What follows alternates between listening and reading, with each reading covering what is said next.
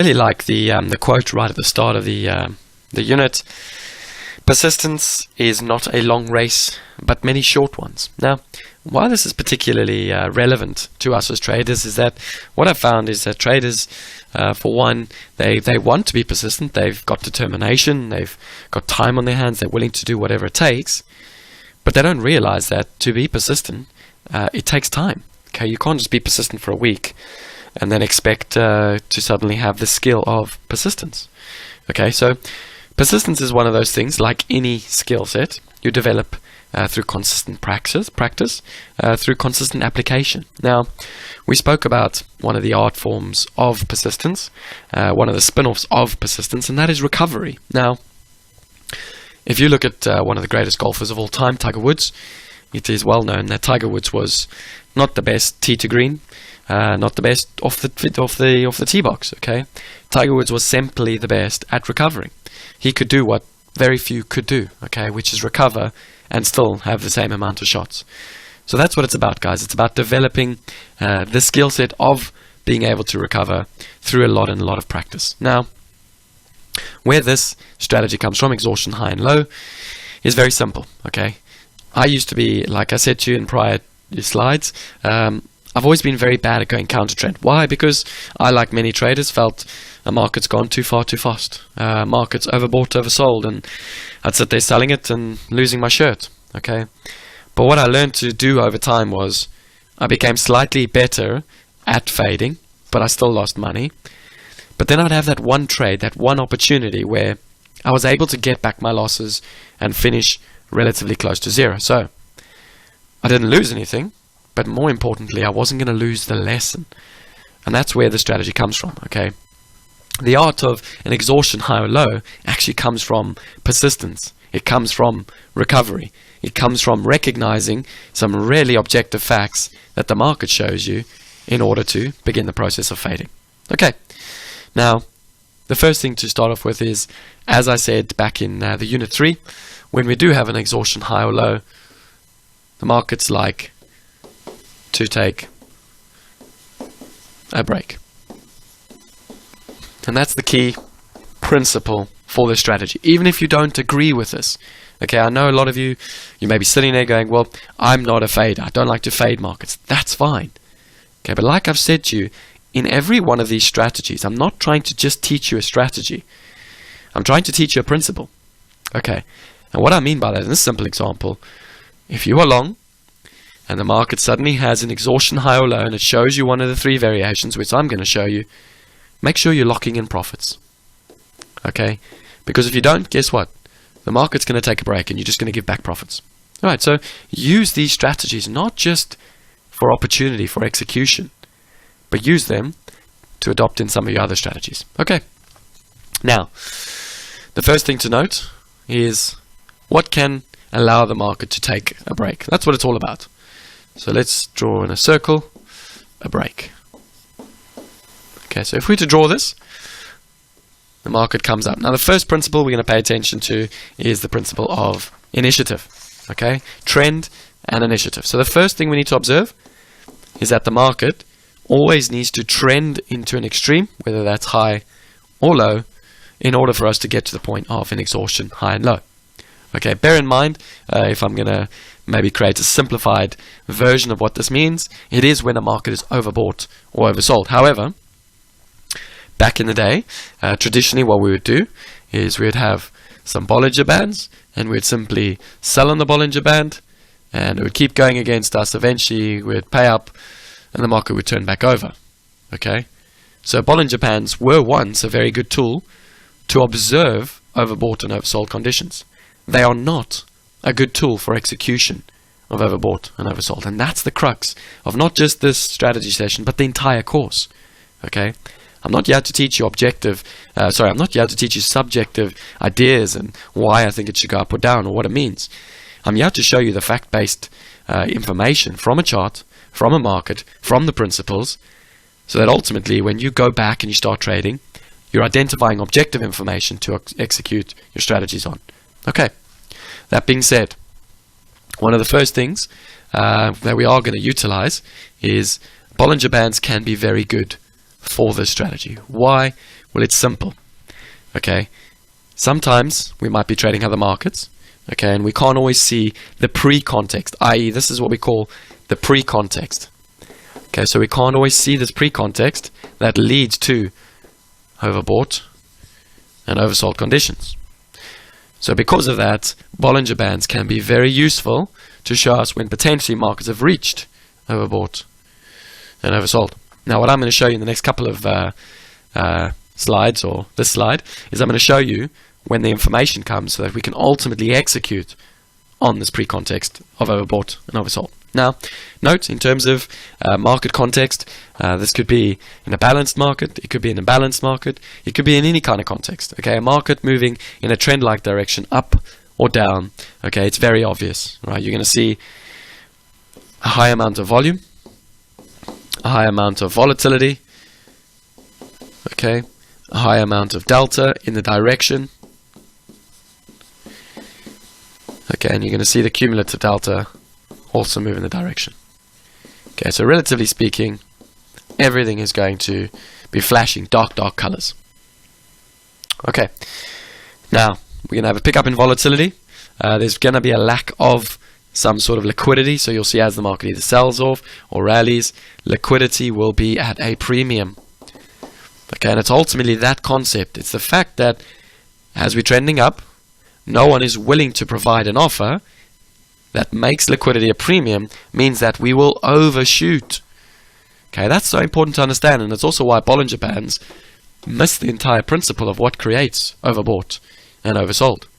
Okay, a Bollinger Band simply just outlines when we've moved a certain number of deviations from the mean.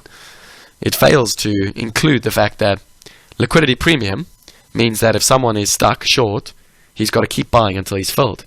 Okay, now no Bollinger Band can ever show you where that person is filled, but the footprint can. Okay, and that is the crux of not just the strategy session, but the entire course. We're looking for the interaction that signals out the trade opportunity. Okay, now, what can you expect from the strategy? So, initially, we have the trend. Okay, we have initiative in the market. We all know what initiative is. We all know what initiative looks like. So we have trend and initiative.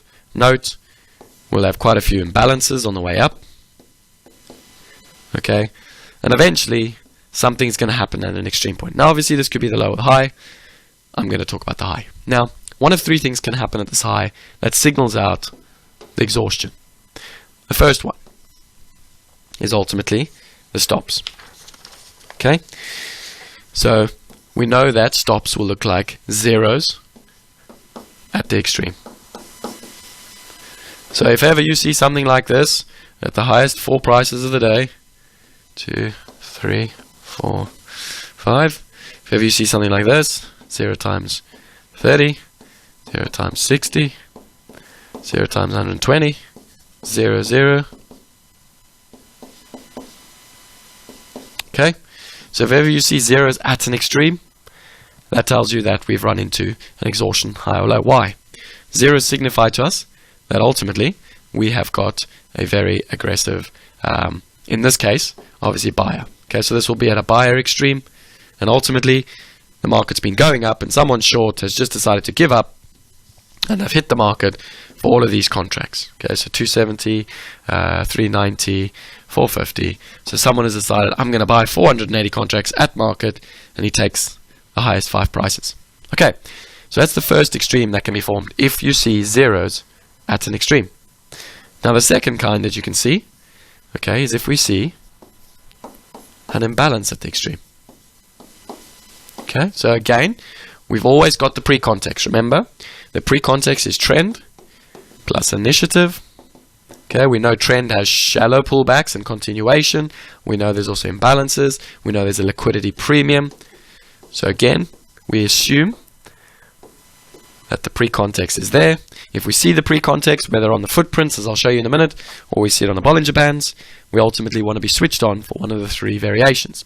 So an imbalance at the extreme.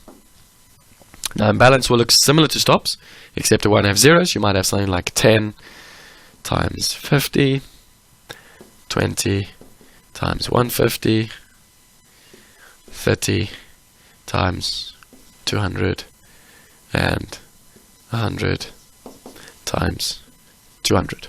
Okay, so again, if you see this at an extreme, after we've had a very aggressive initiative, you know that an imbalance at an extreme signals an exhaustion point. Remember, an exhaustion point does not mean a top. Okay, an exhaustion point simply means the market has reached a point where it now needs to take a break, and there's a high probability it's going to take a break. Okay, so that's the second example. Now note, again, that's where we view the imbalances from. The last example is similar to the imbalance, except it's a high volume imbalance. Okay, and you see this in the thicker markets, like the bond markets, the E-mini S&Ps. Okay, but a high volume imbalance is simply where we churn over an aggressive amount of volume, a high relative volume. So you're going to see very dark colors. In fact, let me just draw it up here. Okay, so again, an example of going up. Maybe the S&P, you're going to see 3,000, maybe 500, 2,500, maybe 1,600. Okay, 4,000.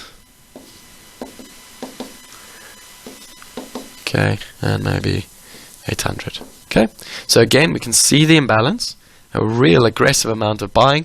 But note in this example, the aggressive buying is being met by what? Liquidity. Okay, so in the two examples above, liquidity is at a premium. Okay, therefore, it either shows zeros, which are stops, or it shows the imbalance with low volume. If there's high volume or high liquidity being provided, you will see a high volume imbalance at the extreme. Okay, so these are the three variations of an exhaustion, high or low, that you can expect to see. Now note, one of the other ones, but again, this is something you can look into, is when we get delta divergences. Again, as I showed you in unit 4, when we spoke about the concept of bars, a bar chart for the delta, and I showed you that if all of a sudden prices are going higher, okay, but the delta is actually going in the opposite direction, all right, then in effect we are approaching an exhaustion high or low. Now note, so important, okay, is in the example of a divergence of the delta bars, you're most likely going to see that in a high volume imbalance example. Why? Because what occurs here when someone's providing liquidity is not only are they responding to the high prices, but they're equally selling a lot into the best bid. Okay, so in effect, there is more selling taking place at the best bid than there is buying occurring. Okay, that's why sometimes with these delta divergences, you'll most likely see them with the example of the high volume imbalance. Okay, so those are the examples where you can expect to see an exhaustion high or low. So it's as simple as this, guys. One, you identify the trend, the initiative, and the Bollinger Band. Once the market reaches a point of overbought, oversold, we're then looking for zeros. Okay, we're looking for an imbalance, and that imbalance can be high or low volume, or we're looking for a delta divergence. Okay, if you see one of those, it's very simple.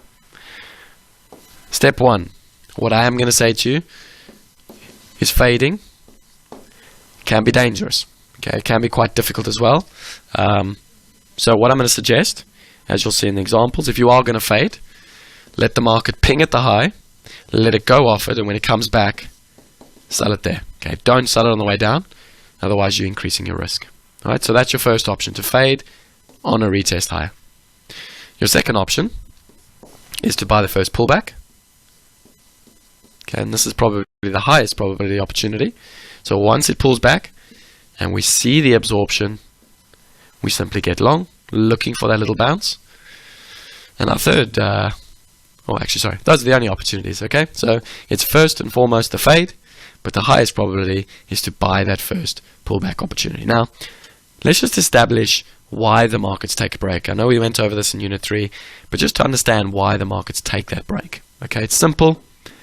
One is profit taking. Okay, and two is mean reversion.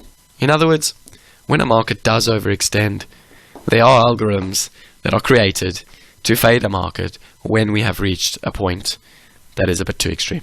Okay, so that's why we get that break. What I would say, as a third trade opportunity, okay, this is probably the most difficult, however, is that very often in the example of a high volume imbalance, okay, we're going to leave a bad high or a bad low. In which case, once the break is over, the markets may be pulled back. Once it starts to move higher again, it gives the kind of clues you need. You then want to be looking for the extension and continuation. Now note, the tip, okay, exhaustion highs and lows are a better way to time the fading markets, okay, or taking profits. In other words, you can keep using, you know, some of the approaches you have to fading a market, okay, but when a market shows an exhaustion high or low, like I've just showed you and like I'm going to show you in examples, that for me is the high probability time to either take profits, okay, if you are long into it or short into it, or ultimately look for a potential fade opportunity. Okay, now let's go and have a look at some of the examples, and we can see what this looks like on the footprint. So first example, note, we always start off with pre-context. Okay, we can see the imbalance, quite a strong imbalance, quite a lot of stops. The market then has a little bit of absorption, a bit of responsive buying, and suddenly the market runs into some stops. Note the 0, 0, 0, 0. Okay, market stops down, high relative volume, high relative delta, high cumulative delta. Okay, so we've got the trend phase 1. Phase 2, we're looking for effectively the signal. So we're looking for the signal, which comes in 3 versions: stops, imbalance, delta divergence. Okay, once those stops are in, like I said, we won't necessarily be able to get any of these prices. We're looking for the absorption before we buy the market and target a little bit of a bounce. Note, like I said, on the bounce, you're looking for absorption before entering shorts. Now this example, note, it came and tested one of the high volume areas that we left previously, but it didn't really give an absorption before offering lower. Okay, so it didn't really give us a short side opportunity, but definitely gave us the opportunity to be long for a little bounce before then taking out and continuing lower. Okay, so that's the first example. Now note, what I would say on the continuation example, be very cautious. Okay, simple reason is that when a market's overextended, it's overdone it, it's oversold in this example, to continue trending, to continue initiating, is going to require some influential participants to continue to be aggressive. Now, it's not to say they can't, of course they can, but very often, strong participants are going to allow the market, or they're going to allow the opportunity to find some liquidity before they then continue. In other words, when we sell off, and I'll talk a little bit about this in the initiative strategy, when we bounce, ultimately, the sellers are going to back off. Okay, why? Because they've run into liquidity. Okay, so if you're a big seller and you need to get an order done, you're not going to keep selling if someone's providing liquidity, and that's why we get the bounce. Then the sellers step back in. If the liquidity is there, they back off again, and that's why we get the sideways mode. Right? Sometimes what happens is we do extend, but ultimately there's still liquidity being provided, and that's what you're seeing here. Okay, so you can see it breaks down. There's still liquidity being provided. Quite a lot of passive buyers sitting there, and ultimately we can see them getting hit, and the market rotates higher again. Okay, so just be aware of that. The most profitable strategy is obviously the first pullback, and obviously if you can get a little bit of a fade opportunity on, that could be also potentially profitable. Okay, let's now have a look at another example. Okay, so again, this is a little bit of a stronger example. Again, instead of the stop outs now, we're going to see the imbalance at the high. So again, note the trend-like move, nice green candle as you can see, full-bodied candle, absorption at the low before continuation, some absorption higher, continuation, absorption higher. So the buy is real intentional here. You can see the delta picking up. You can see a nice positive delta on the day, also high relative volume. Okay, this is obviously the euro-dollar 5-minute time frame from the 20th of December. Now note, obviously, the market then creates a double imbalance, some absorption, before creating an imbalanced high. Okay, when we see that imbalanced high, we're looking for short side trades. okay, we're also looking to buy the first pullback on absorption. Okay, so again, this was a 5-minute time frame. Probably would have been slightly easier to see on a rotational time frame, but in essence, that's where you want to be buying. Ultimately, this was quite a strong reversal. Okay, a lot of you should be looking at this and saying, well, this was quite a good inverse V reversal. Okay, we can see obviously the passive buyers stepping in, holding the market bid. Once they got token out, notice the absorption below before the extension down and the delta pickup. Okay, so again, another example of an exhaustion high or low, except this time, obviously the market rotated all the way in the opposite direction. Okay, so again, what I would say, again, in terms of risk management, how we prevent ourselves from getting caught in this, it's simple. Okay, once we're executing there on the absorption, we simply want to be looking for a retest of the highs. Okay, I'll stop right behind there. Why? Well, it's simple. We're buying on the fact that buyers should be defending this breakout zone. If they're not defending it and suddenly they start to become overwhelmed, we're simply stopping out for a relatively tight stop. Okay, another example is the oil market. This is a rotational example, and again, note the mix of an imbalance at the low as well as the stops at the low. Again, note the color, so we can see some relatively dark pink color, so a nice high volume imbalance at the low. Again, that's the first pullback. Again, no real great absorption. Market does back off before ultimately spending time in a sideways range and continuing lower. Okay, so you've got the gist of it now. Okay, it's first step, identify ultimately when there's potential for an exhaustion. When there is, be aware of one of the three imbalance, one of the exhaustion highs or lows. Stops, imbalances, high or low. You can look to fade or trade the first pullback. Okay, that's our strategy session. Let's have a look now and see what it looks like on the live markets.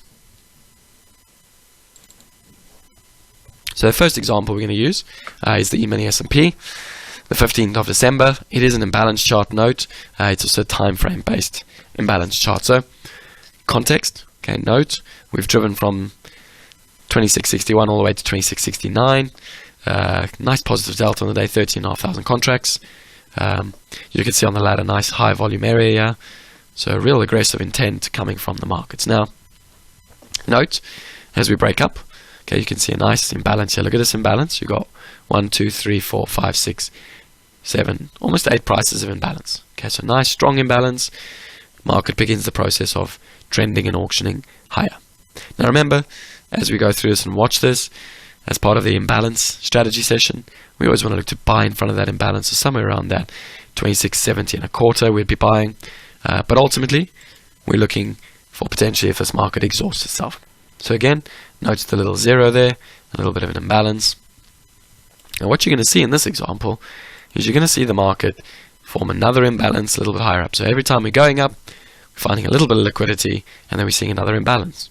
Okay, and the market's going to continue this process until such a time as it runs into some liquidity. And that's the key on this one. Like I said to you, the three ways a market can top out. 1 is stops, 2 is an imbalance at the high, and 3 is a sell side or divergence in the delta. So note here, okay, we can see between these two prices, someone sold 3,645 versus someone buying 2,070. Okay, so that's what we're going to see here now is the process where there's a whole lot more selling taking place.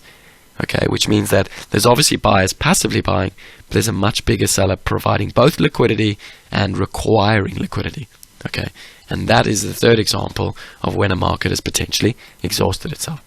Okay, so I'm going to run this through and show you again. Notice the imbalance here, guys. Okay, 3,249 versus 3,468. A real strong imbalance. Again, we can see the imbalance taking place at the next best price. And slowly but surely, once the buyers are finished and once they recognize that a seller is looking for liquidity and taking liquidity, the market then begins the process of auctioning lower. Note the next imbalance. Okay, so, and another imbalance. Okay, so we've got a number of imbalances here taking place, and ultimately another imbalance, and you'll see a whole bunch of them if I fast forward this. So again, continued on that imbalance. and the market continues lower and lower. Okay, and that's the crux of the third type of exhaustion, high or low. It is where we get the divergence in delta, i.e. prices go higher, but the delta actually starts to go negative. Note we can see it there, minus 5,862, again minus 2,037. Okay, so that's the third type of divergence or exhaustion, high or low. Now, as for the example, okay, we're looking for shorts. Once we identified this area with this negative delta, we were looking for some sort of absorption, so probably somewhere around the 74 halves all the way down to 74s. We saw that absorption, we'd be looking for short side trades, and we're obviously targeting that first pullback point where we will look to cut and reverse. Okay, so we can see obviously this market comes down, keeps rotating lower. Eventually we do see the market step in, absorption at the low, 1,334 contracts, and the market starts to rotate higher. Okay, that's then our first example of the exhaustion high and low. Let's now look at another example, a more traditional example. This is in the gold market. So what I'm going to do is I'm just going to let this play through and show you what it looks like, and you can see. So what we're going to get here is a whole bunch of stops. Okay, the market's going to trigger some stops. We can see that obviously quite a bit of absorption towards the low. Like I said, if you're short already, that's awesome. The only caveat, notice where we sold off from. So we can see we sold off from 76s all the way down to 68s. Now, with the thinner markets, the reason I showed this example, with the thinner markets, it's a lot more difficult to fade the market. Okay, that's why I said to you, let it come down and retest a second time, i.e. maybe try and buy it now around the 71, 72s, and then look for it to rotate a little bit higher. Okay, you can see the absorption there, 120, 130, 120, before the rotation high. And that's all you're looking for. The principle is what matters. Okay, the principle always remains the same. The market stops down, we've got the imbalance, we have the stops at the low, notice the zeros, and the imbalance. We instantly bid up. The first bit of absorption, we look to be a buyer, and we're looking for that first pullback. On that first pullback, we're looking to be a seller. Okay, so we can see a little bit of absorption coming in there, 88, 119, before the market progresses a little bit lower. Okay, that's our examples then. Obviously, you can go through these examples from beginning to end. You can look at those exhaustion highs and lows, really just nail down the execution methodology. But we're going to talk a little bit more about that in the next couple of slides.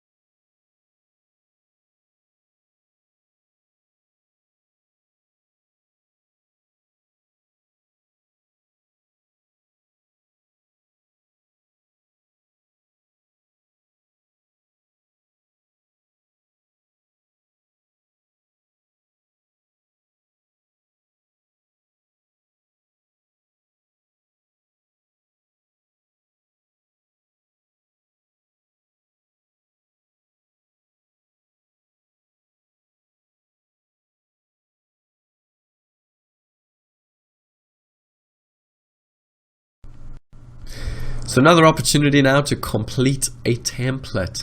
After watching that strategy session, you should have a very good understanding now of what exactly an exhaustion high and low looks like.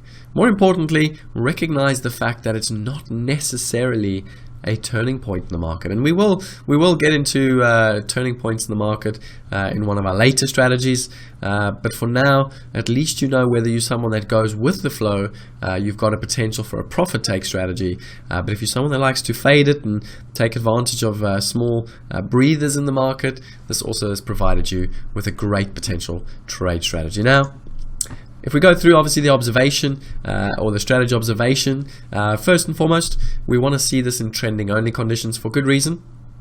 In order to get an exhaustive high and low, we need that preemptive trending move beforehand.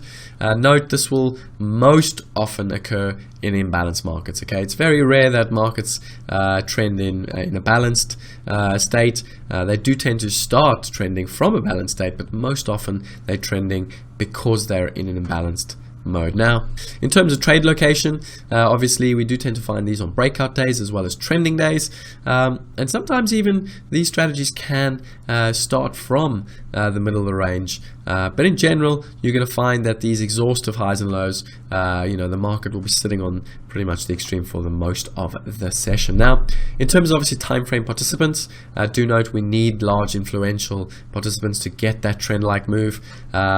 But ultimately, the exhaustive high and low doesn't come from those large time frame participants, but rather the speculative and algorithmic participants. In terms of liquidity, the reason we get the stop up is because of a lack of liquidity. So to bear in mind, if you are fading blindly without any structure, you're providing liquidity. If you wait, as I've showed you, for the three variations or the three signals, then ultimately you're fading the market with a purpose. Now, to go over those three different signals very briefly, imbalances at the high, zeros at the high, or some form of a delta divergence at the high.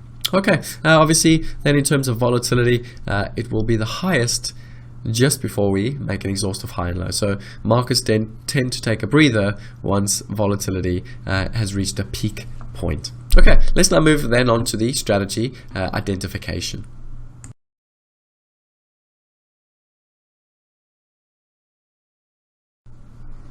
So once we've observed the ideal conditions for the strategy, in terms of identification, in terms of initiative responsive, we begin, we're obviously going to start off with initiative until obviously the market runs into those responsive, other time frame participants. Remember, this entire trade opportunity is about a market that's almost losing its head.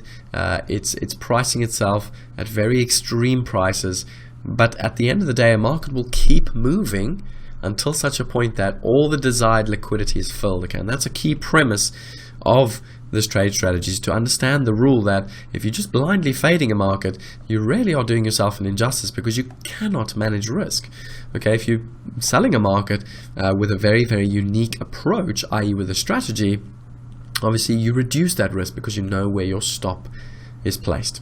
Okay, so again, obviously we spoke a lot about we're going to see a lot of initiative, a lot of powerful drive in one direction or the other, until such a point we get that exhaustion high or low, at which point we get a little bit more of a response at the extremes. Okay, note it's a very aggressive price interaction, both from the initial drive and from the profit taking. Do note, I have mentioned, I've included here the three types of sort of signals or clues of an exhaustion high or low. Those are stops or zeros, an imbalance at the extreme, or a delta divergence. Now, in terms of the metrics, note volume is usually the highest at the extreme. So you're going to see that probably the darkest volumes on your summary bar, as well as on the actual footprint rotations around the extreme point. Okay, very logically, obviously, when there are stops going off and there is exhaustion, everyone just gives up. Okay, it's the fact that everyone packs it in and just takes whatever liquidity they can. That's what creates that surge of not just volume, but also delta, cumulative delta, price shift, volatility, as well as relative change. Okay, in terms of time, The reversal is immediate. It's a very quick reversal, as I showed you in the examples. It's never going to get any slower. Like I said, back in the day, maybe you had more time to respond to these exhaustion highs or lows. You have to be quick with a strategy because you've got algorithms competing with you on the same strategy. And note, in terms of the delta, highs to the exhaustion, like I said, due to liquidity premium. Cumulative delta, highest of the day at the extreme. Okay, so it's very, very typical. You're going to see either the most positive delta or the most negative delta in terms of the cumulative delta once we have that exhaustion high or low. Again, that makes sense, as once we get the stop up or that final surge for liquidity, you will see the nature of buying and selling interaction become very, very different. Okay, in terms of relative change, obviously, you'll see it most aggressively in terms of price. This is probably the real signal of an exhaustion high and low. The price dynamic shifts very aggressively. But we do see, obviously, relative changes in both high volume and, obviously, delta and volatility. Okay, let's now move then on and focus on the execution part of the template. So then in terms of execution and money management, obviously note, like I said, very aggressive. Very intentional. You have to be quick on this one, both on the fade as well as that first pullback. Depending on the market you're trading, obviously the thicker markets will give you slightly more time, whereas the thinner markets like your golds, your oils, your nat gas and all that, they're going to give you a lot less time. So again, just make sure you're interpreting this according to the market you're trading. Risk stop placement, very simple, guys. You have to manage a stop here. If you're fading the market, be aware you're fading the market. You keep that stop above that high. If it makes a new high or low, just get out. Don't ask questions. Make sure you're keeping automated stops, not manual stops, automated stops. Okay. In terms of the first pullback, again, we're looking for that bit of absorption. Once we see it, we get in. If the market does rotate in our favor, we simply place a stop below where that absorption was. Now, in terms of target, it's very measured. If we are fading, we're looking for something very small, something very unique, maybe a little high volume area before the explosive move, maybe even a little imbalance area as a target. If we are obviously buying that first pullback, again, don't expect an extension. Okay, be very cautious. Remember, when a market reaches that point of exhaustion, it's very unlikely it's going to continue in the trend. It's very unlikely it's going to extend on that trend at that point in time. Okay, exhausted markets take a break, which means that your targets need to be adjusted accordingly. Okay, so if you are buying a quick little pullback, just remember, keep it tight, keep the target tight as well as the stop. Okay, obviously both have got very good risk reward metrics for good reason. Do note, in terms of timing, it's exact timing. Okay, both examples, we have exact timing. Price is important because we are taking smaller winners, so do just factor that in. And in terms of leveraging, we definitely don't leverage. Why? Because timing is important, and obviously it happens so quick we can't afford to leverage because we will be taking on ultimately more risk than we should be. Okay, my tip for this strategy: exhaustion highs and lows are the best way to time fading of an extended market move. Okay, if you're someone that's just found yourself fading a market and you really struggle, just because you're finding all these reasons to maybe sell or buy a trending market, but it never seems to work, exhaustion highs and lows are a very good timing tool to learn how to fade exhausted markets. Okay guys, let's now move on to the next phase of our recommended reading.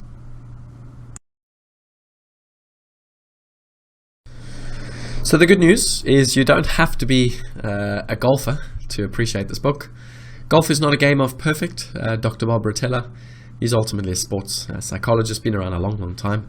And what I really like about this book, obviously if you have played golf or you understand the game of golf, you'll be able to relate quite a lot, which will make you appreciate it a lot more. But the principles remain the same. Okay, whether it's golf, whether it's trading, there's so many similarities between the two now.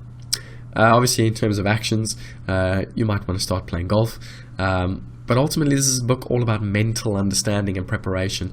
It's a fantastic book. In terms of the highlights, it's a story-like narrative encompassing troubles faced in the golf game with practical ideas. So what I really like this book, it goes through all the mental hurdles, the mental barriers that a professional golfer would have. Okay, now, why it's so brilliant is that all those same hurdles are the exact same hurdles you have as a trader. Okay, things like routine, things like practicing, things like when you step into the markets and suddenly things don't quite go according to plan, things like where you're having a bad day and you somehow have to just maintain face. All of these elements are contained in this book, and that's why it's a brilliant read. Now, some of the highlights: golf is a game of controlling what you can by understanding what can be controlled. And I think this is the real key takeaway of this book. Okay. Trading, you can only control so much. Okay, most people don't realize it. Most people seem to think you can control the outcomes. Unfortunately, you cannot. You can only control certain elements of your game, and that's what this book will highlight. It'll teach you to identify what can you control, and when you know what you can control, make damn sure that you control that 100% to the best of your ability, because everything else is out of your control. Okay, obviously then how to keep your emotions and thought focused on what matters. Again, something that's so relevant to us as traders. And lastly, practical techniques to overcome some of these difficulties. And this is the part I really like. Again, gives you a few ideas. If you're someone that maybe struggles once you start having a bad run, well, how are you going to practically get through that? Okay, great book, definite read, very short, and if you're a golfer, you'll definitely love it. Let's now move on and wrap up Unit 10. So this is the drill session then for Unit 10. We're going to start off again, go through the drill with no guided tuition, complete a template, then go through the guided tuition drill, make some notes, add some notes, think. Okay, that's the whole point of the guided tuition. That's to get you to compare your thoughts before, whilst watching without the guided tuition, to comparing your thoughts after you've watched the guided tuition. Okay, once you're happy with that, go back and watch some of the videos in the slides, and then when you're happy with that, complete another template before moving on, once you're confident, to the following unit. Okay, perseverance. This whole unit was ultimately about perseverance is not a long race. It is many short races, one after the other. Okay, fantastic quote. We all seem to want to slog it out for a week or two. We lose motivation, and we think that's what perseverance is. It isn't. Okay, perseverance is a lot of short little races where we keep gaining different wisdoms, different experiences, and ultimately that leads us to the art of perseverance. Good luck, and I'll see you guys again in Unit 11.